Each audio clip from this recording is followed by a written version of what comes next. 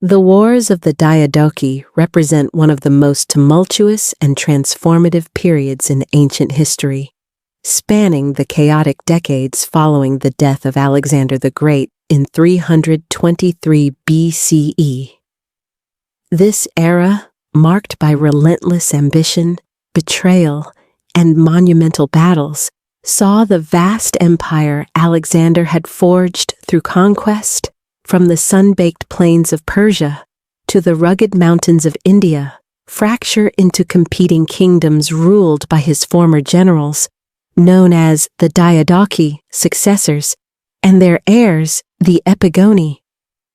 What began as a struggle for regency over Alexander's heirs devolved into a series of brutal wars that reshaped the ancient world, birthing the Hellenistic Age, a fusion of Greek culture with the diverse traditions of the Near East, Egypt, and beyond. In this comprehensive overview, we delve into the intricate web of alliances, the epic clashes of arms, the political machinations, and the enduring legacies of these conflicts. Drawing from ancient sources like Diodorus Siculus, Plutarch, Justin, and Babylonian cuneiform inscriptions, we aim to illuminate not just the military campaigns, but also the social, cultural, and economic undercurrents that drove them. This narrative, expanded for depth and clarity, explores the gaps in our shorter accounts, including lesser-known episodes such as the Nabatean confrontations, the Celtic invasions of Greece, and the protracted Syrian wars between the Ptolemaic and Seleucid dynasties. As we trace this saga, we witness the birth of enduring kingdoms, the clash of civilizations, and the human drama of ambition unchecked. Before plunging into the whirlwind of events that unfolded after Alexander's death, it is essential to ground our understanding in the primary sources that preserve this history. Much like the Persian Wars chronicled by Herodotus or the Peloponnesian War by Thucydides, the wars of the Diadochi are primarily known through the lens of later historians who compiled accounts from fragmented earlier works. The most comprehensive source is Diodorus Siculus, a Sicilian Greek historian writing in the 1st century BCE.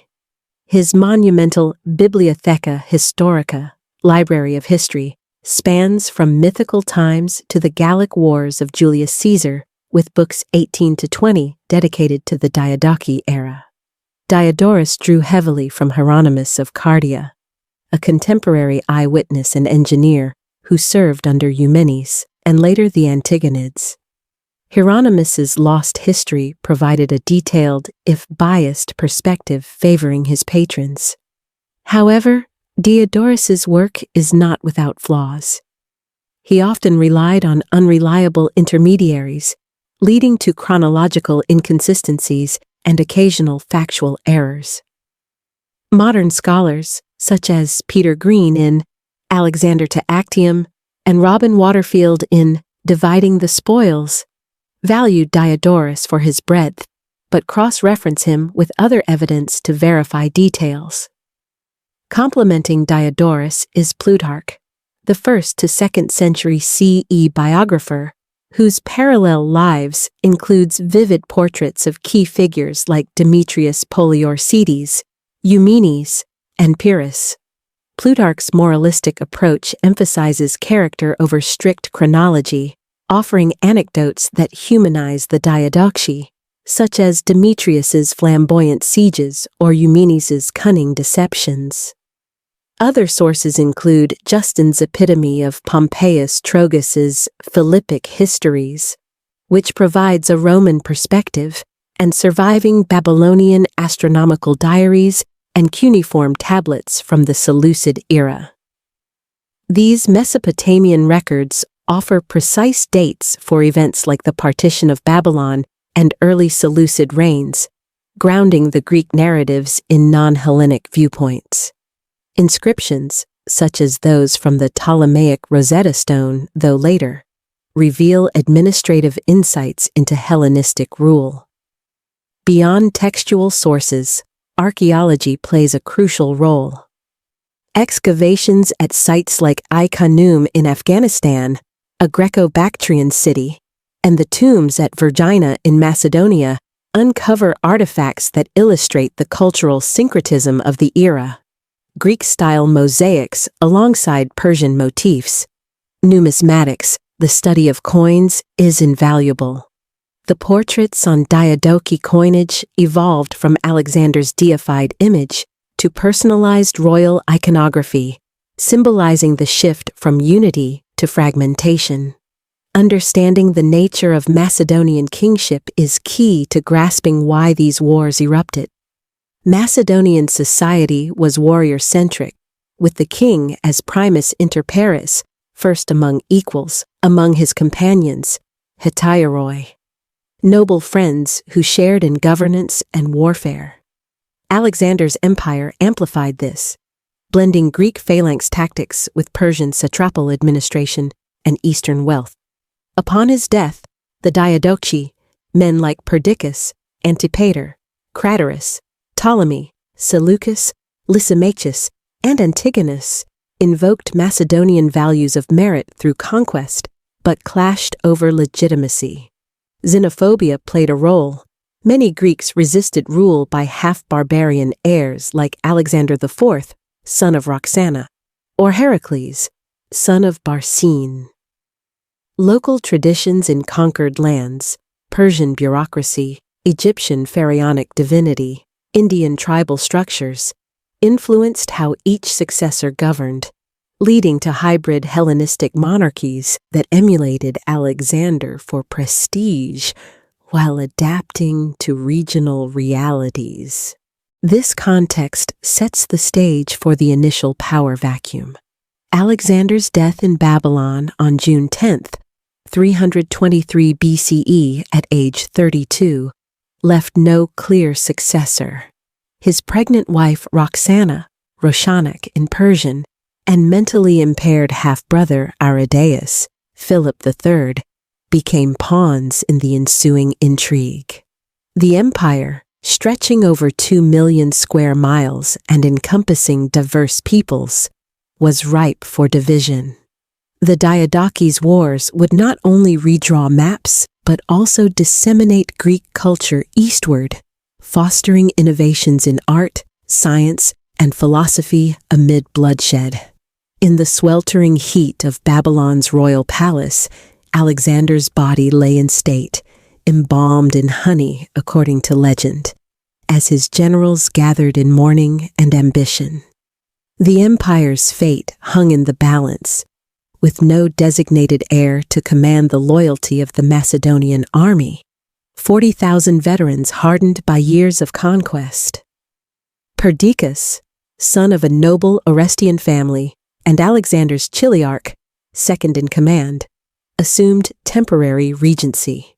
He placed Alexander's diadem, signet ring, cuirass, and robe on the empty throne, symbolizing the absent king's enduring authority, and convened an assembly of soldiers and officers to decide the succession. The council erupted in discord, reflecting deep fissures in the Macedonian elite. Nearchus, Alexander's admiral who had navigated the perilous voyage from India to Persia, proposed crowning Heracles, Alexander's illegitimate son, by the Persian noblewoman Barcine. This suggestion highlighted the tension between Alexander's inclusive vision, integrating Persians into his court, and the xenophobic sentiments of many Greeks who viewed barbarian blood as tainting royal legitimacy. Another option was to await the birth of Roxana's child. If a boy, he could rule as Alexander IV under guardianship. Ptolemy, a somatophylax, bodyguard who had fought loyally beside Alexander, advocated for collective rule by a council of generals, arguing against half-Persian monarchs that might alienate the Macedonian phalanx. Tensions escalated when Meleager, a veteran infantry commander who had battled the Getae tribes, accused Perdiccas of orchestrating a power grab.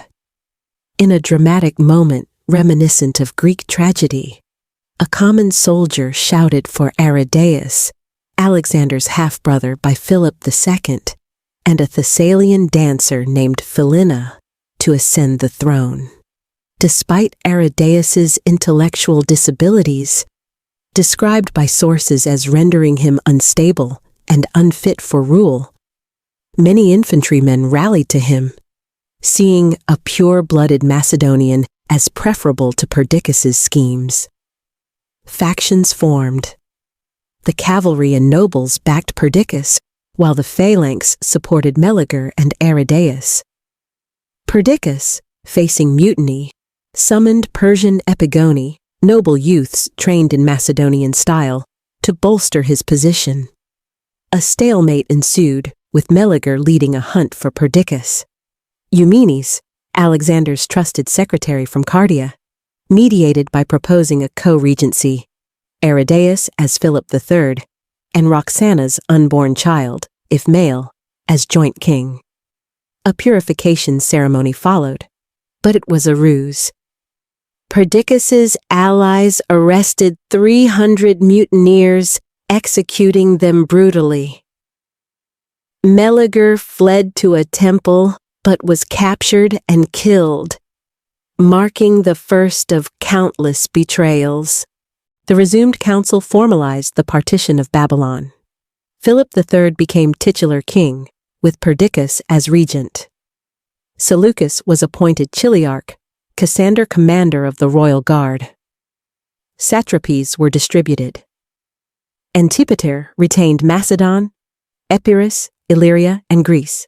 Lysimachus Thrace, Leonidas Hellespontine Phrygia, Antigonus Greater Phrygia, Lycia, and Pamphylia, Asander Caria, Eumenes Cappadocia, and Paphlagonia, Ptolemy Egypt.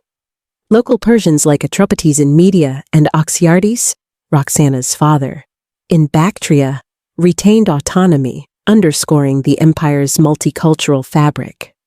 Porus in Punjab maintained his kingdom, highlighting Alexander's pragmatic alliances with indigenous rulers. This partition was fragile, a temporary bandage on the empire's wounds. Absent were key figures like Antipater in Macedon and Cretopolis escorting veterans home.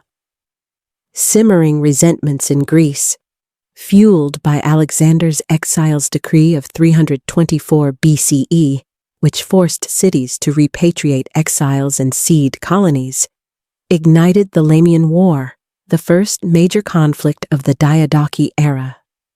The Lamian War, 323 to 322 BCE, also known as the Hellenic War, erupted as a pan-Greek revolt against Macedonian hegemony, exploiting the power vacuum in Europe.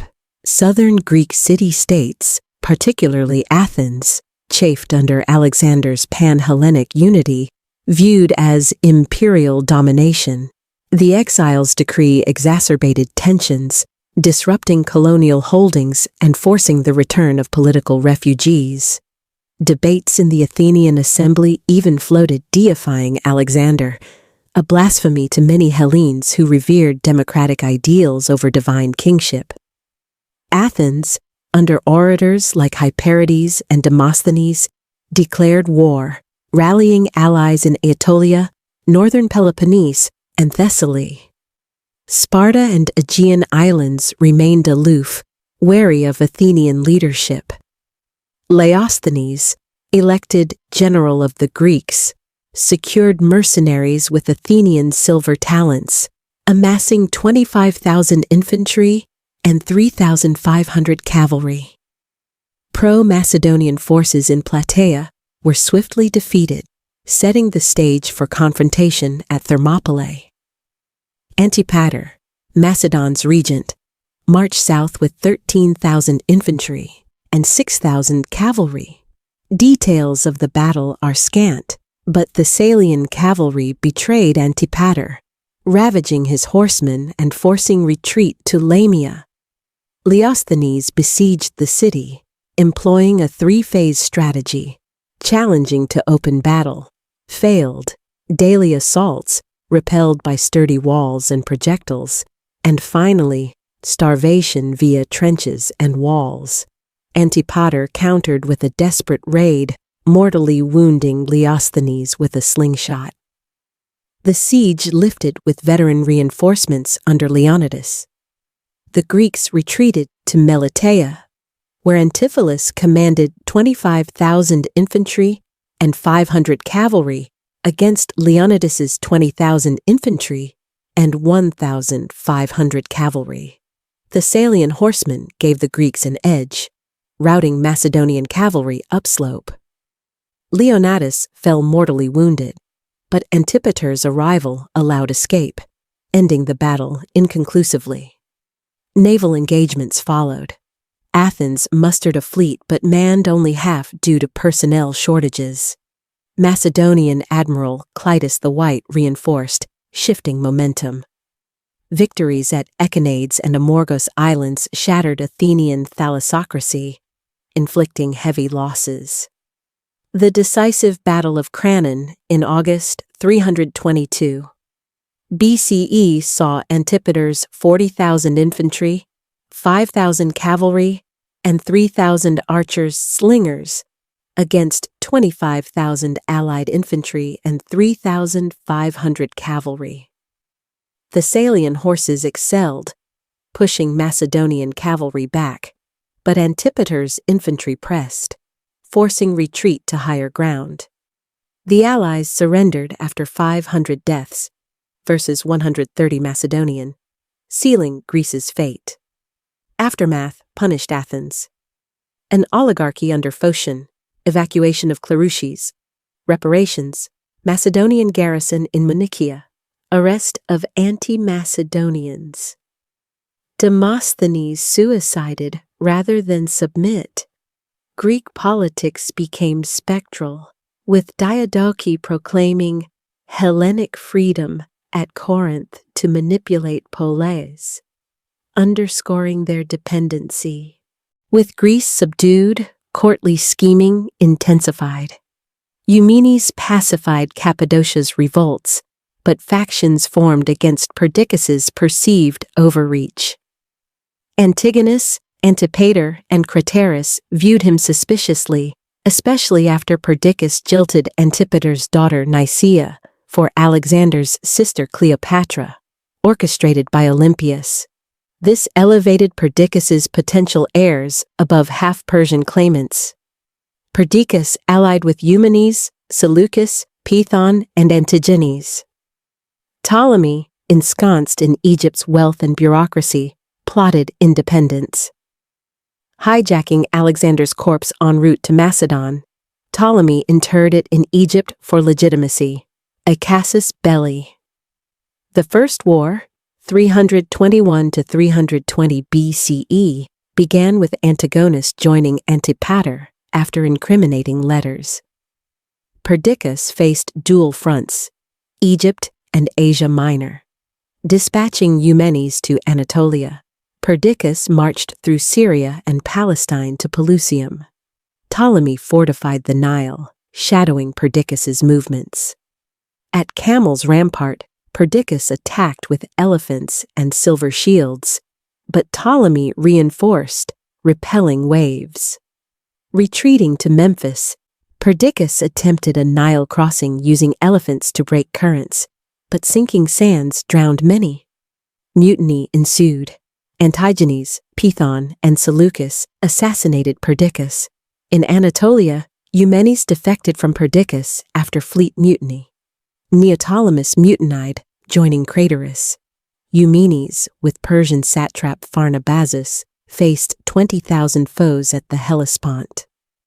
Deceiving his troops that Cretopolis wasn't present, Eumenes positioned Thracians, Asians against Cretopolis, slaying him and Neoptolemus in personal combat. The Partition of Triparadeisos redistributed satrapies.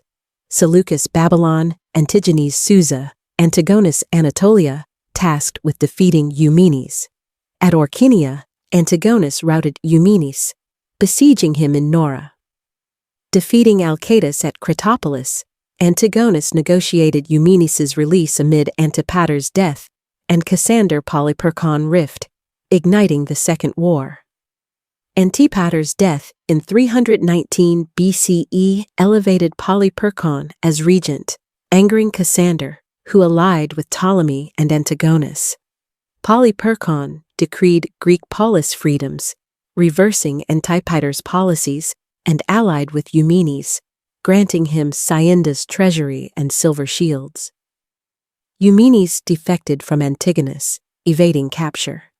In Greece, Polyperchon besieged Athens and Megalopolis, but failed spectacularly. Elephants panicked by spikes at Megalopolis. Clitus the White defeated Nicanor at Byzantium, but fell in a dawn ambush. Olympias secured Epirote aid, invading Macedon and capturing Philip III and Eurydice, executing them brutally. In Asia, Eumenes allied eastern satraps against Antigonus at Paraitakene, 317 BCE. Antigonus's 28,000 heavy infantry, 11,000 cavalry, 65 elephants faced Eumenes' 35,000 infantry, 6,000 cavalry, 125 elephants. Silver shields broke Antigonus' phalanx, but Antigonus crushed Eumenes' flank. Eumenes withdrew with minimal losses.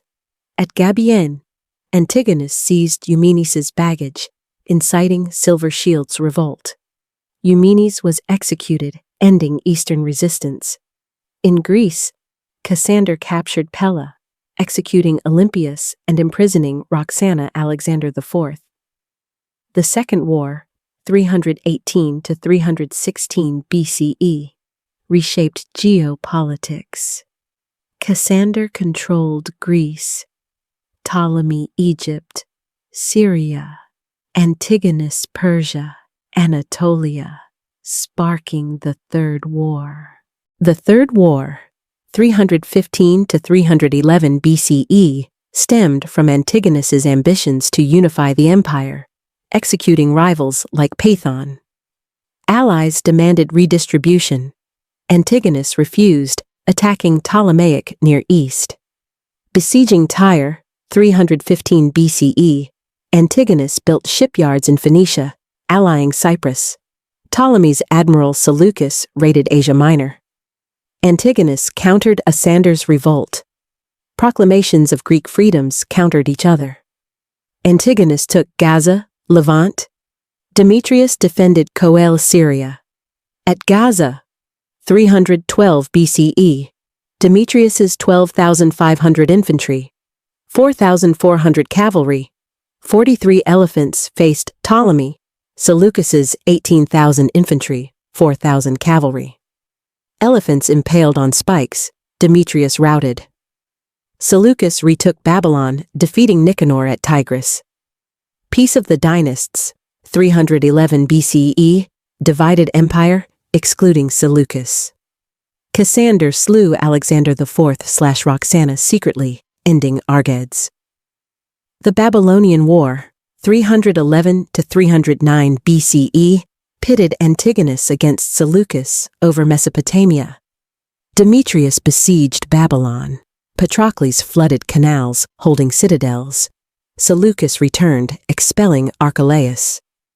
Antigonus's 75,000 stormed Babylon, 309 BCE, pillaging temples, seizing citadels. Seleucus retreated, launching guerrillas. Antigonus terrorized countryside. At 25 Abu, Seleucus's dawn attack massacred unprepared Antigonids.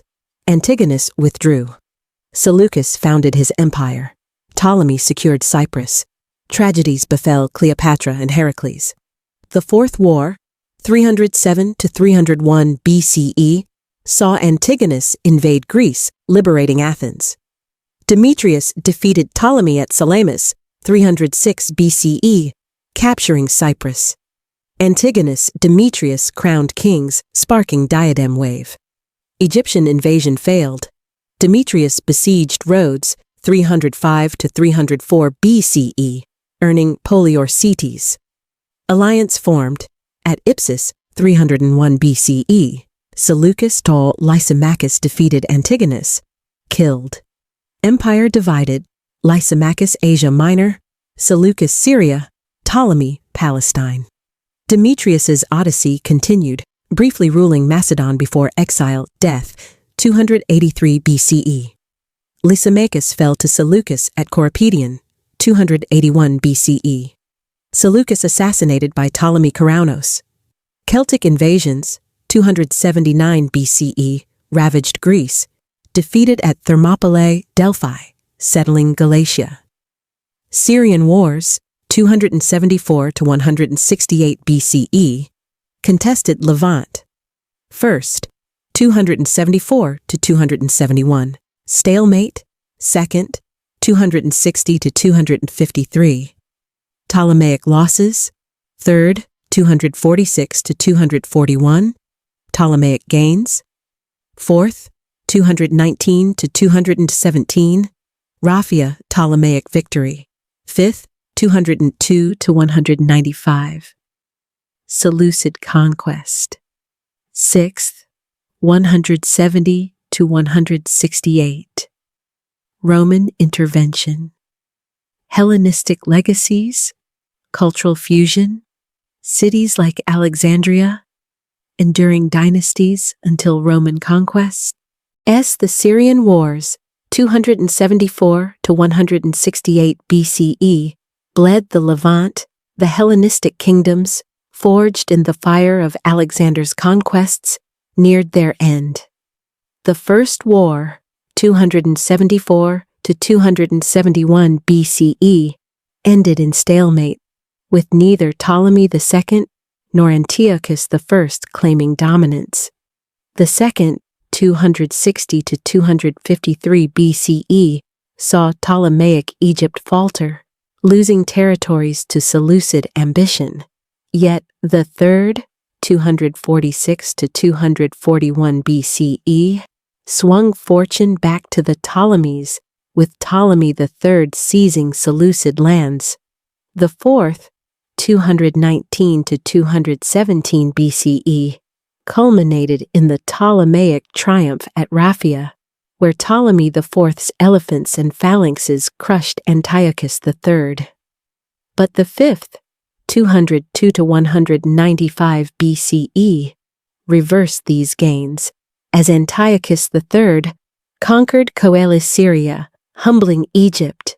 The sixth, 170 to 168 BCE, ended in shame for the Seleucids, as Rome's envoy Gaius Popilius Laenas forced Antiochus IV to retreat from Egypt, drawing a line in the sand that marked Rome's ascendancy. The Hellenistic world, once a mosaic of rival dynasties, began to crack. In Macedon, the Antigonids clung to power, but the Achaean War, 146 BCE, saw Corinth's flames herald Roman dominion over Greece. The Seleucids, battered by Parthian conquests and the Maccabean revolt, crumbled by 63 BCE when Pompey annexed Syria. Egypt, under Cleopatra VII, dazzled with its final brilliance. Her alliances with Caesar and Antony promised a Ptolemaic revival, but the Battle of Actium, 31 BCE, shattered those dreams. Cleopatra's death in 30 BCE, as she clasped the asp, ended the last Hellenistic kingdom, delivering Egypt to Rome's embrace. Yet, the Hellenistic age did not vanish. It transformed. The great cities, Alexandria, Antioch, Pergamon, stood as beacons of learning, their libraries and scholars seeding the Roman world with knowledge. Koine Greek wove disparate cultures into a single tapestry, spreading philosophy, mathematics, and art. From Euclid's geometry to Archimedes' machines, Hellenistic minds shaped the future. The fusion of Greek, Persian, and Egyptian traditions birthed a legacy that Rome inherited, refined, and passed to the ages. As Roman legions marched across the Mediterranean, the Hellenistic dream of Alexander endured, not in crowns or conquests, but in the ideas, cities, and cultures that outlasted empires. The world he forged, though its thrones fell, lived on in every scroll, statue, and star-charted sky, a testament to a golden age that burned bright before the dawn of Rome.